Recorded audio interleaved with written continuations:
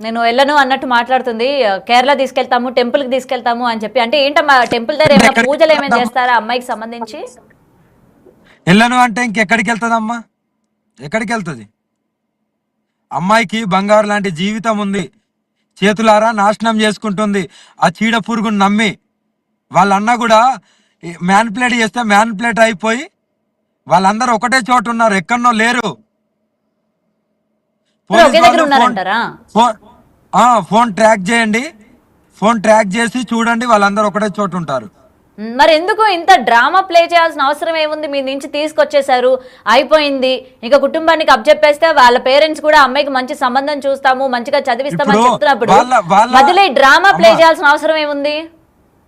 వాళ్ళ అమ్మే వాళ్ళ నానే అంటున్నారు, మా సొంతూరికి వెళ్ళిపోతాము, ఇక్కడొద్దు, విష్ణు మంచోడు కాదు అని వాళ్ళ అమ్మ నాన్ననే చెప్తున్నారు.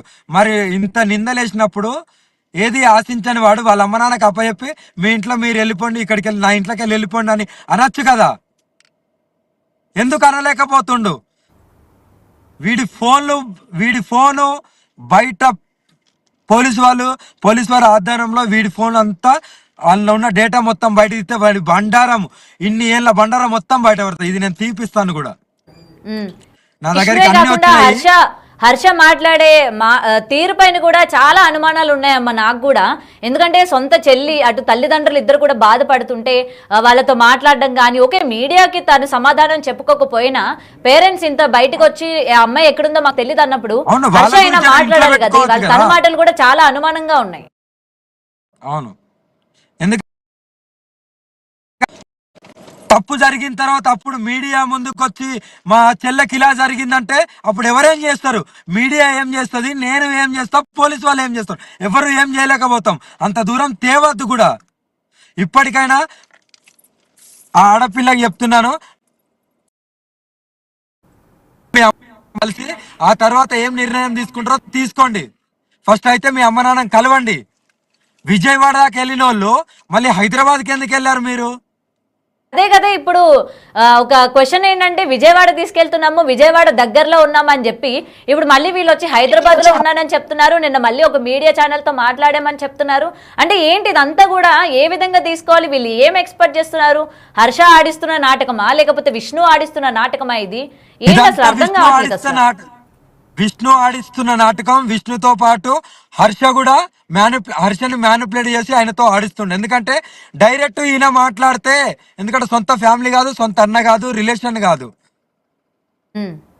కాబట్టి సొంత అన్ననే మాట్లాడితే ఇక్కడ కొద్దిగా, ఎందుకంటే సొంత చెల్లె కదా అని. అవును, అందుకనే ఈయన ఆడిస్తుండు, ఆయన ఆడుతుండు.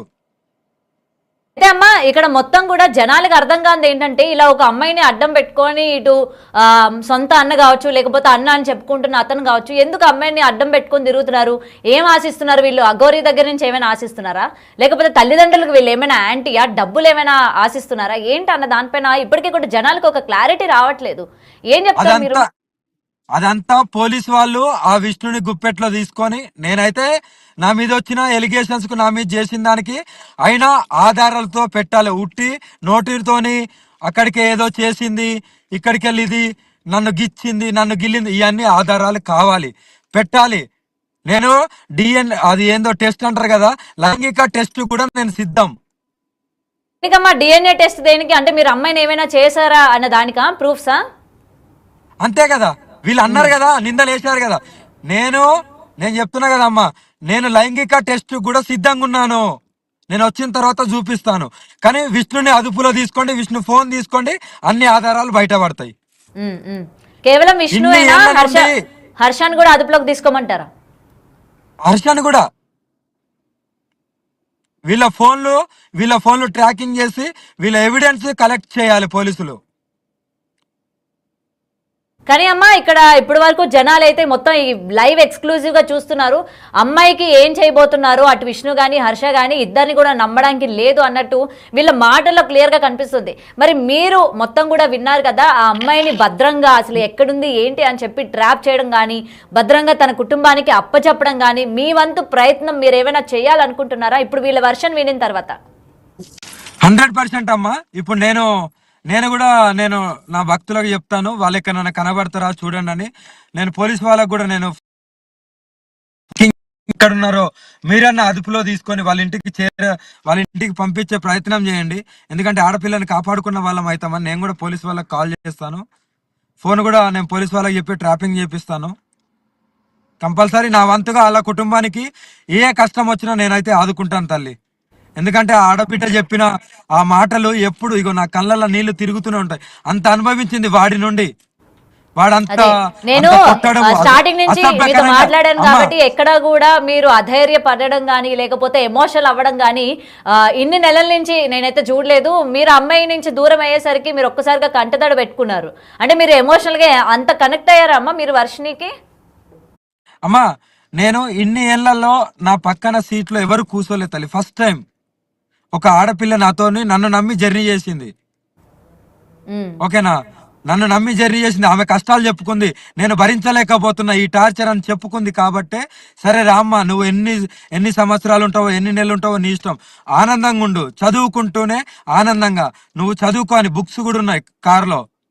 మీరు అమ్మాయిని తీసుకువెళ్ళి చదివిద్దాం అనుకున్నారా? తను ఏం చదువుకోవాలనుకుంటుందో అవన్నీ చదివిద్దాం అనుకున్నారా? 100% చదివియకపోతే నేనెందుకు ఫీజు కడతాను తల్లి? చదువు అదే అదే. ముఖ్యం కదా. ఉమ్, ఇప్పుడు ₹1,00,000 ఫీజు ఎందుకు కడతాను చదివియకపోతే? ఇప్పుడు నేను ఒక మాట, రూపాయలు. మీరు అడిగిండు కరెక్ట్ అడిగినావు తల్లి, కరెక్ట్ అడిగినావు. ఒక్క ఉమ్, 2 నిమిషాలు వినండి. ఉమ్, నేను రాజకీయ నాయకులు ఒక పదవి గురించి ఆశిస్తారు, ఒక వ్యాపారవేత్త డబ్బు గురించి ఆశిస్తారు. ఉమ్. మరి నేను ప్రజలకు కానీ నన్ను దురుద్దేశంగా నా మీద ట్రోలింగ్ చేసిన వాళ్ళకో లేకుండా నన్ను విమర్శించే వాళ్ళకు నేను ఇది ప్రశ్నే. నేను మరి అగు ఆ, నేను ఇంత సాధన చేసి నా శరీరం నా అంగ సైతం త్యాగం చేసిందని, నేను లోక కళ్యాణం గురించి ధర్మ రక్షణం గురించి వచ్చిందని నేను ఏం ఆశించి వచ్చిందని మీరు దీనికి సమాధానం చెప్పండి. ఏం ఆశిస్తున్నా? డబ్బు ఆశిస్తున్నానా? లేకుంటే మీరు అన్నారుగా స్త్రీల పట్ల వీళ్ళ వ్యవహరిస్తుందని, స్త్రీలను ఆశిస్తున్నారా? స్త్రీలని ఆశించడానికి నా దగ్గర మొగతత్వం అనేదే లేదు. ఎలా ఆశిస్తాను? అమ్మవారి రూపం కనబడుతుంది, ఎలా ఆశిస్తాను? ఉమ్. కామమే లేదు, ఎలా ఆశిస్తాను? డబ్బు అంటావా, డబ్బు గురించే ఆశించట్లేదు. లేదంటే ఏదైనా పదవి అంటావా, పదవే ఆశించట్లేదు. వ్యాపారం అంటావా, ఏమీ చేయట్లేదు. ఈ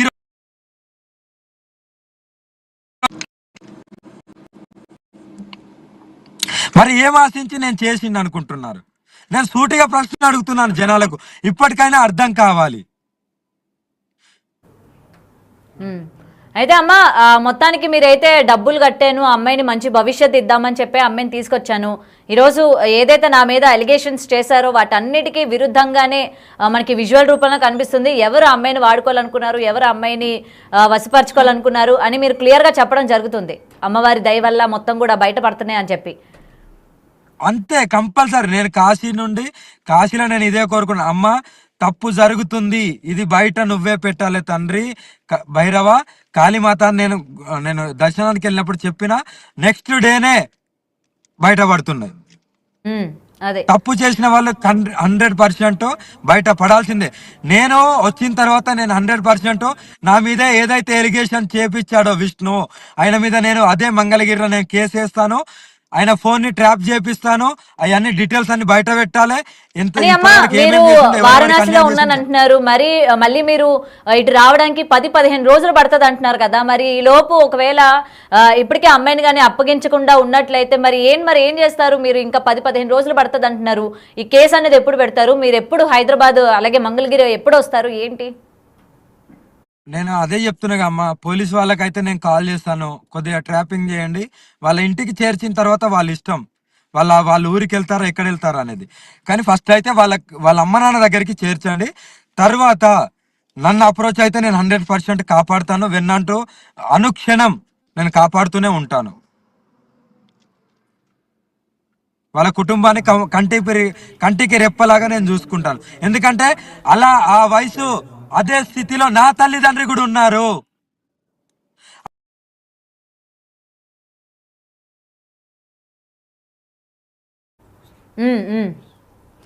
అయితే అఘోరి అమ్మ ఒకసారి ఫోన్ ఒకసారి చూసుకోండి అమ్మ, కొంచెం డిస్కనెక్ట్ అయినట్టుంది. రైట్, అయితే అఘోరి తన ఆవేదన వ్యక్తపరుస్తూ ఉన్నారు లైవ్ లోని. ప్రజెంట్ వర్షినికి ఏమైంది ఏంటి, తను ఇక్కడ మనకి